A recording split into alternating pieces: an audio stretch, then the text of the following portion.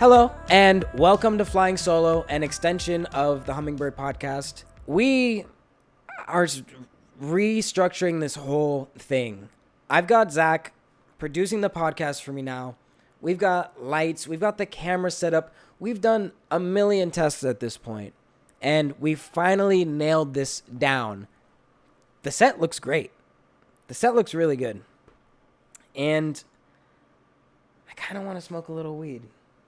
Wow, dude. All right. So we just pulled up we just pulled up some of the World Cup results. So let's maybe get that over to the screen and let's take a look together, shall we? Okay, so in the quarterfinals, last night's match, Spain won against Belgium 2-1, and France won against Morocco 2-0. Now, that is really interesting because I don't care. Because I really don't care about soccer, and I wish that I did. But I don't.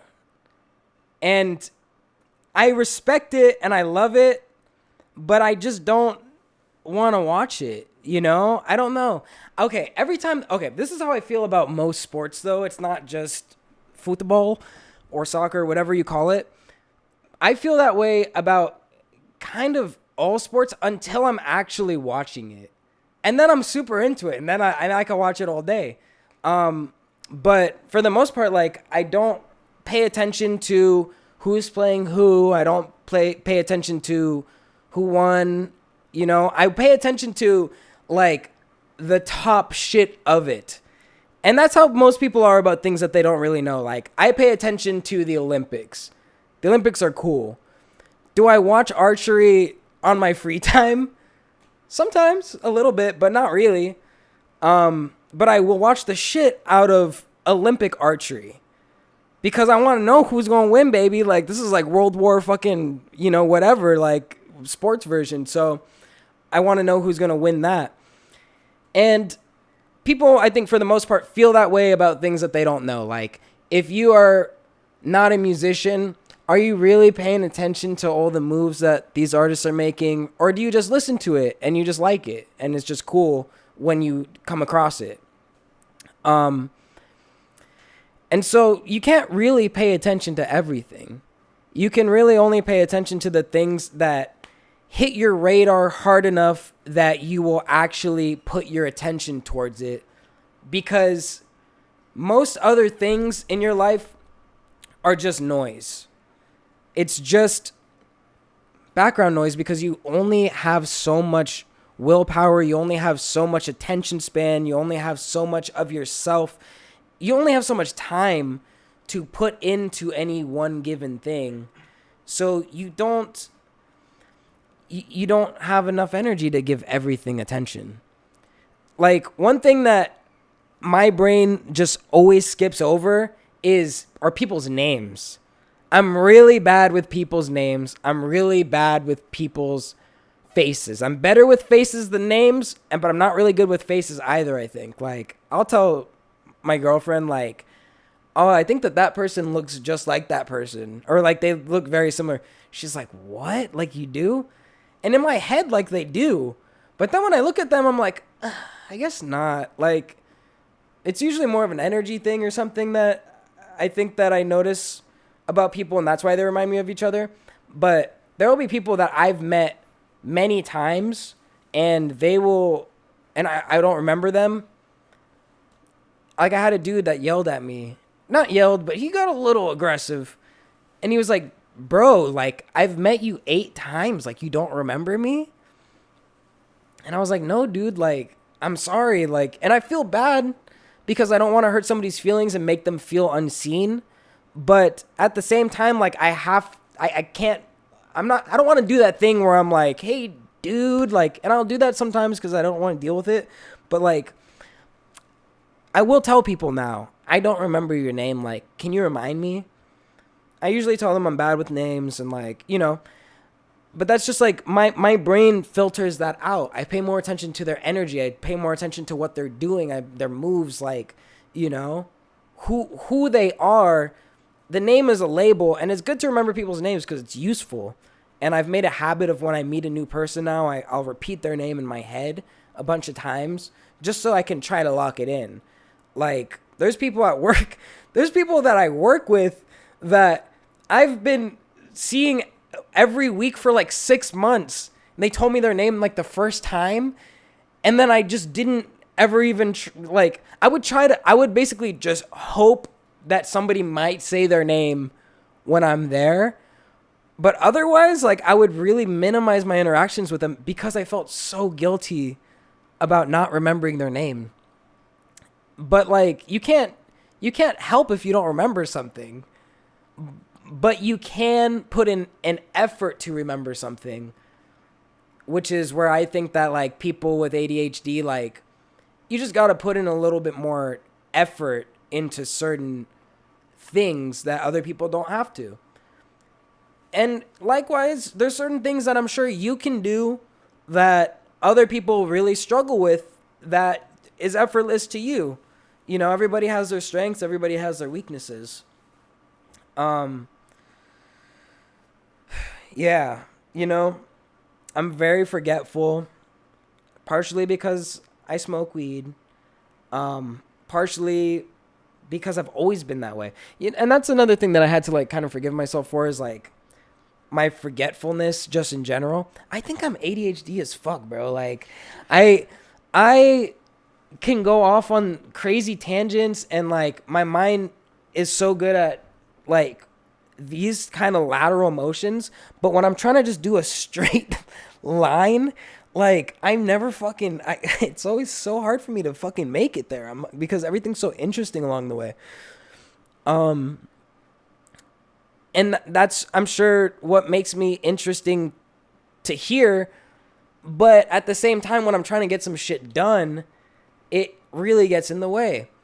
And I've met people who are way more ADHD than me, and I feel bad for them. Like, it's a legitimate, like, disability almost. Like, I've met some people where it's like I have this one kid. I work with kids in rehabs. I go to rehabs and I do music groups at these rehabs.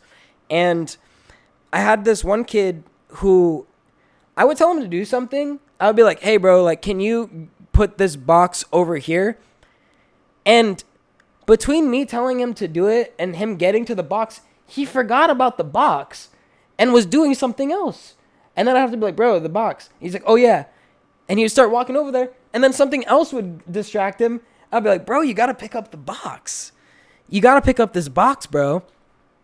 And he would forget over and over and over again. And I felt him. I felt him because I get that way sometimes. Especially if I had a lot of caffeine, a lot of weed. Those things amplify that. But in general, I am a scattered person, even completely sober. I've been that way since I was a kid. I've been forgetful since I was a kid. Forget to do my homework. I'd forget to write my name.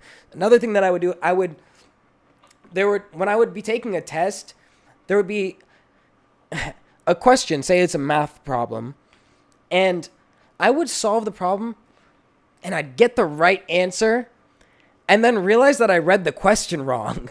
Or, like, I didn't even read the question and just assumed what the question was and solved for that. And even though I got the right answer with what I was trying to figure out, it wasn't the actual question. And I would get the question wrong.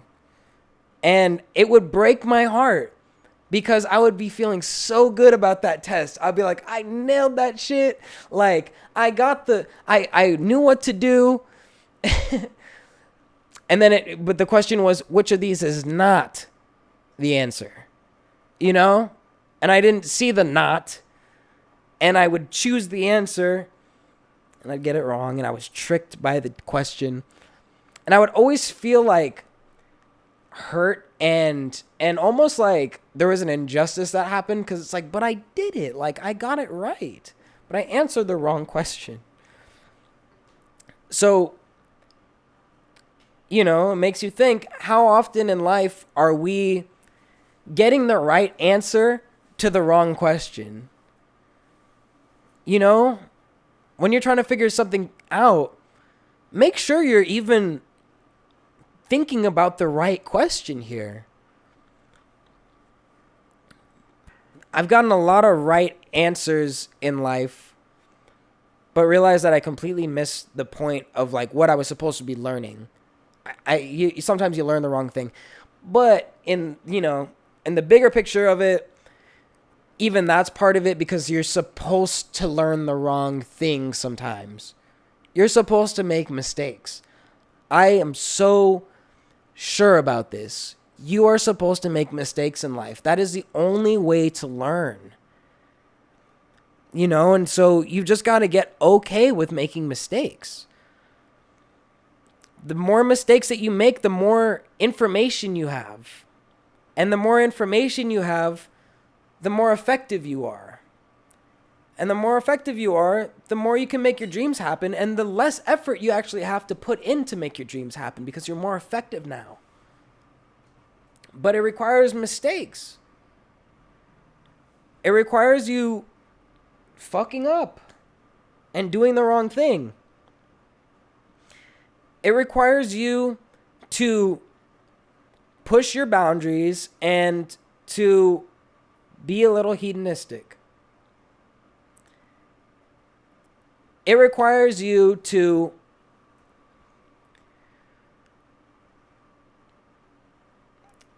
All right, Zach, I do want to pull up the definition of hedonism real quick. I think that we need to read this. Okay, hedonism. The definition, Merriam-Webster's definition, the real dictionary, the actual dictionary that you read in school, says the doctrine that pleasure or happiness is the sole or chief good in life. The sole or the chief good in life. Pleasure. Feeling good. Feeling happy. Feeling excited. Feeling motivated. That those are all the things that you should chase after. Now, you can do that. You can chase pleasure. And you can experience a lot of pleasure. There's many different types of pleasures. There is sexual pleasure, which I'm a fan of. There's food pleasure, mouth pleasure. Ooh, so tasty. There's substances that can make you feel like you are the happiest guy alive in outer space with aliens. That's pleasure to me.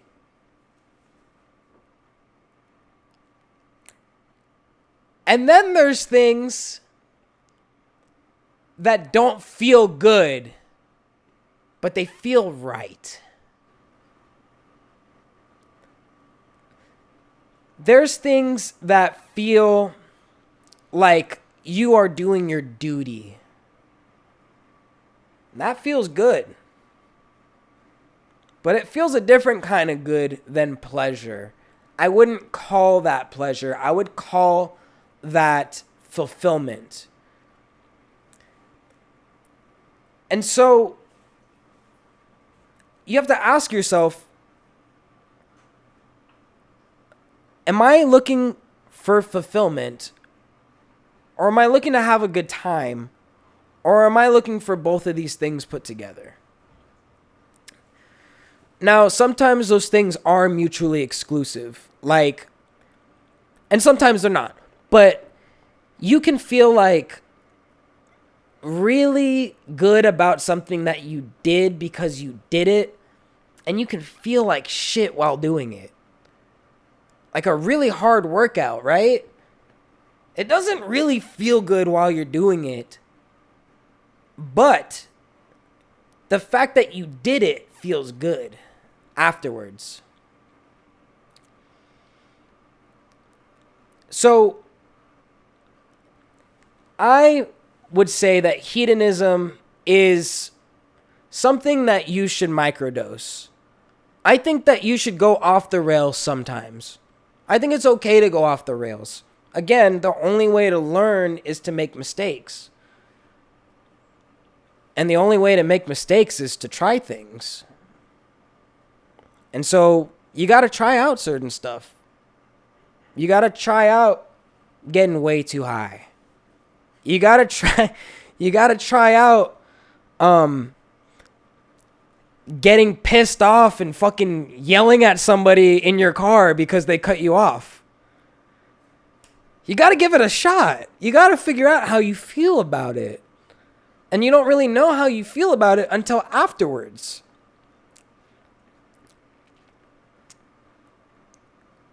Or you don't. Like,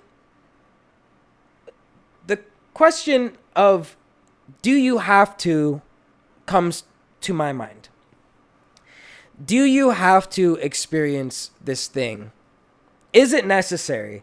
Do you have to open up a door that you don't know what's on the other side of it? And it could be the greatest pleasure you've ever felt, or it could be the worst heartbreak you ever felt. Is it worth the gamble? Do you have to take every single opportunity that comes to you? Do you have to end up in a relationship with the first girl that treats you nice? Or guy? Whatever you're into. I don't know. And I don't care, frankly. Because I don't really care what you do. You could die. And I care if you die. I don't want you to die. But if you do, you probably, it was probably your time and you should probably just die. But do you have to end? Do you have to make that joke? Do you have to? Sometimes you do. Sometimes you just gotta do it. Sometimes you just gotta say the thing that you know is so off color, it might get you canceled. Sometimes you have to do it. Now, you don't always have to do it. And I think that's where some people get a little confused because they want to feel ballsy. And they want to feel like nothing can stop me and I can do whatever I want. I'm going to keep pushing through every bit of discomfort because that's where the growth is. Most of the time, that's true. Sometimes it's you being an egomaniacal freak and you need to chill. You don't always have to do that. Sometimes it's okay to reel it back a little bit. Like if you really care about something. If you really care about something and you are thinking of taking a big gamble because you think, ooh, okay, I have a shot here to either make this thing way better. There's a really big chance that this might fuck it up, but it can make this thing way better. You got to weigh out your options. You don't want to take a chance on something that you really care about losing. Generally playing it a little bit safe. I feel different ways about this because part of me really does feel like, you know what? As long as you got faith in God, as long as you got faith that things are going to work out, you can kind of do anything and you're going to be okay. And I think maybe that is true. The problem becomes when you have more faith in your own opinions than you do in God, I guess. I don't know. I was at church today and I cried a lot.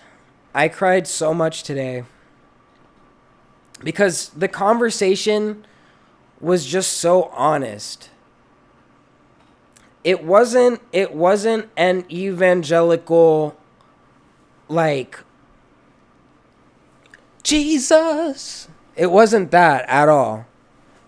It was a very real question of if this life has meaning and if any of this matters. Because if you live your life as if nothing matters, nothing matters. You know? If you live your life as if everything matters, everything matters.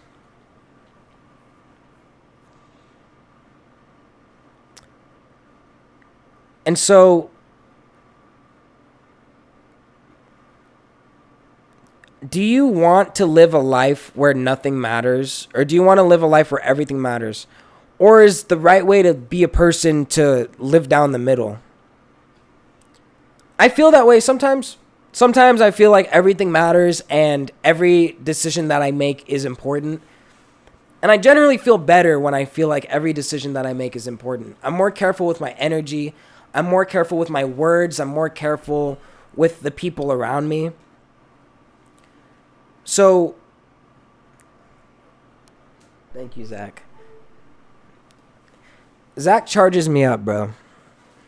Like, for real, like, part of the reason that I really wanted him to be a part of this is because he motivates me, because he's a positive person. He has God in his life, you know? He believes in something bigger than himself. You have to believe in something bigger than yourself. You are not the biggest thing in the universe. You're just not. You're not even the biggest thing on this planet. Like, you're not the most important thing here. Let me ask this question. Who's more important? You or the sun?